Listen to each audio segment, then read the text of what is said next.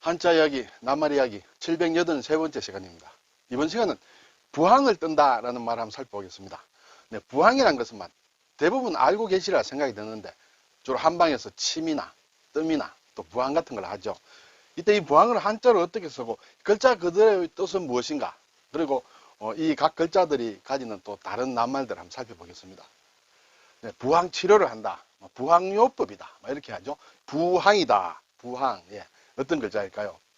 이런 것이죠. 이런 요즘 유리 같은 걸로 만들어져서 부항컵이라고도 하고, 그렇죠? 또는 이렇게 사기 같은 거, 도자기 같은 걸로 만들어서 또 부항단지라고 한다. 모양은 여러 가지 있고 크기도 여러 가지가 있는 것 같습니다. 자, 부항은 이렇게 씁니다. 붙을부 항아리항이에요. 항아리.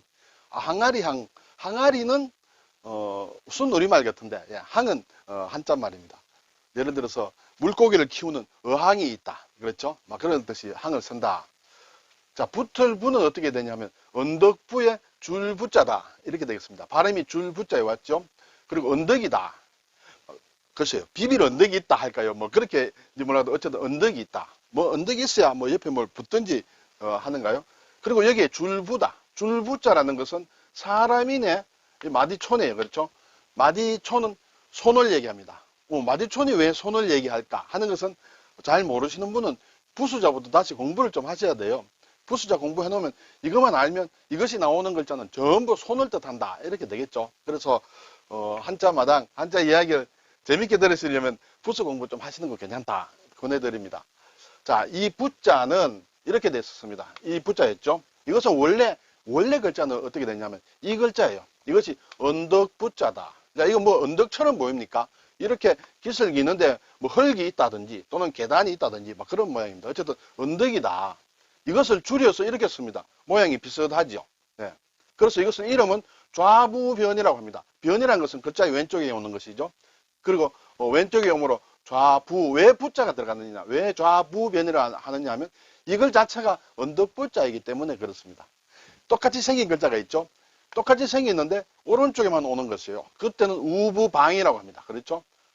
왜 여기에도 우부방이냐면 이 부자가 이 모양이 언덕부자하고 똑같이 생겨서 우부 오른쪽에 붙이는 언덕부자와 같은 모양의 글자다, 방이다.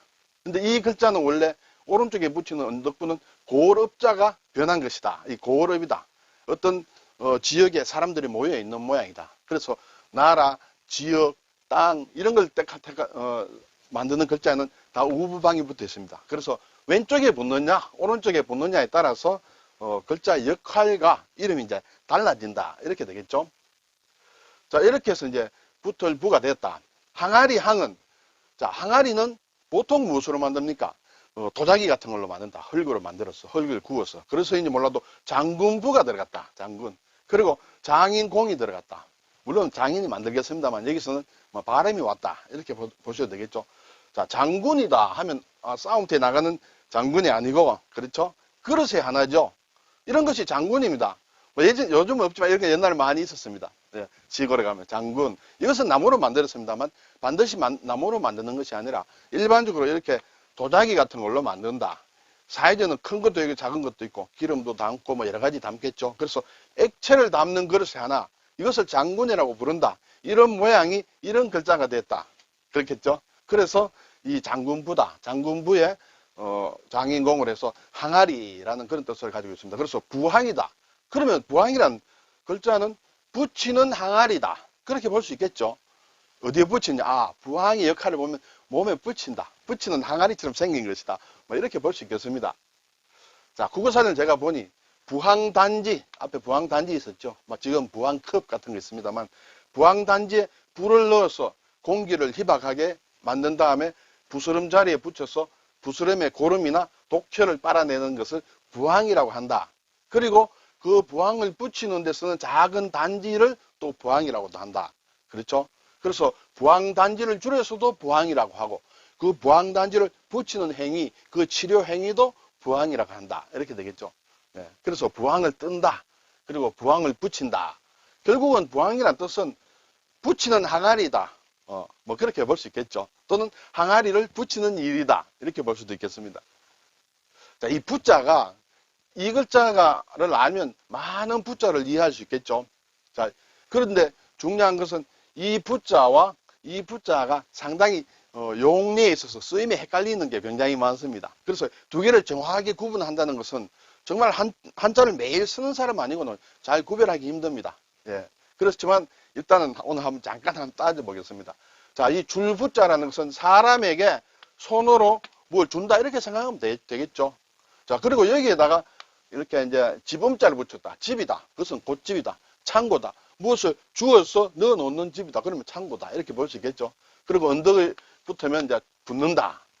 그리고 위에 대나무가 있으면 이제 부신 또는 부호, 쉼표라고 합니다. 부신이라는 것은 뭔가 어떤 표시를 해가지고 똑같이 반으로 잘라서 나중에 딱 맞춰 보았을 때 맞다, 틀리다를 가리는 것이죠. 그런 걸 부신을 하는데 부호라고 할 때 쓴다.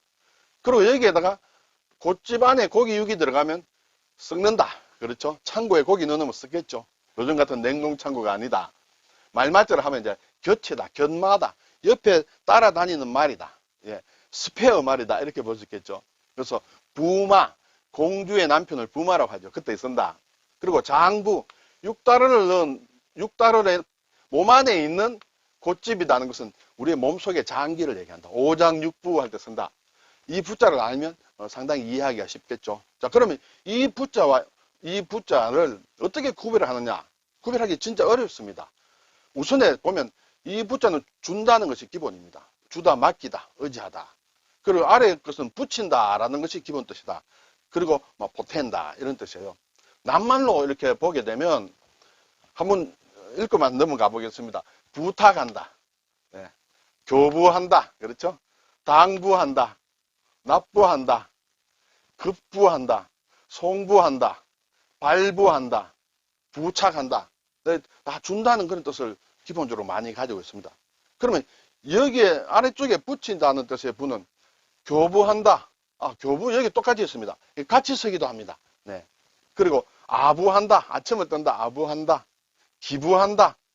첨부한다. 뭘 덧붙인다. 부속, 부속 중학교, 부속 고등학교, 부속 병원, 네. 부속 건물, 부록에, 책에 이렇게 덧붙이는 부록이다.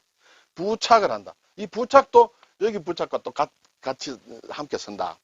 부가한다. 부가가치세. 뭐 이렇게 되겠죠. 그래서 사실은 뜻도 어떻게 보면 비슷하면서 낱말도 보면 상당히 애매합니다. 그래서 이걸 어떻게 다 외울까?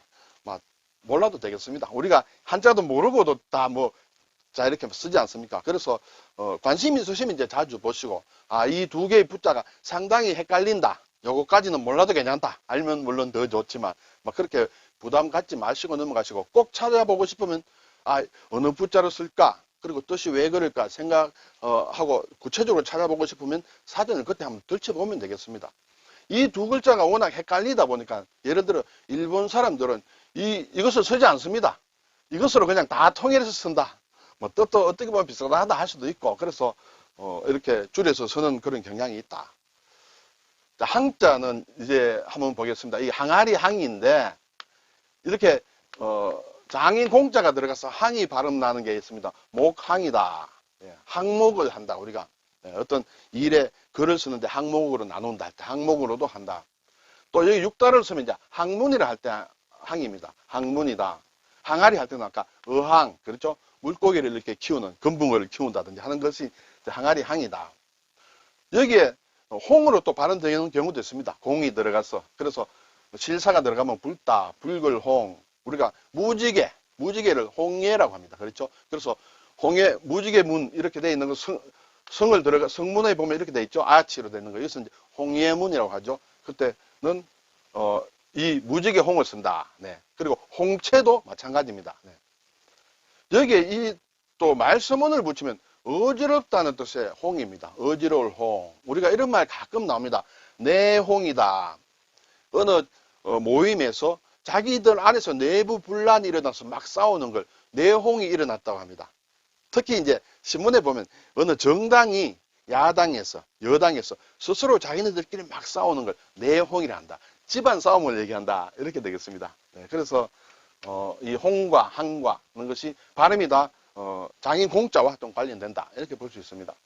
네, 오늘 부항, 항아리를 붙이는 것이다. 항아리를 붙여서 치료를 하는 것이다. 또는 항아리를 붙이는 일이다. 붙이는 항아리다. 뭐 이렇게 보면 되겠죠. 예, 부항에 대해서 한번 생각해 보았습니다. 감사합니다.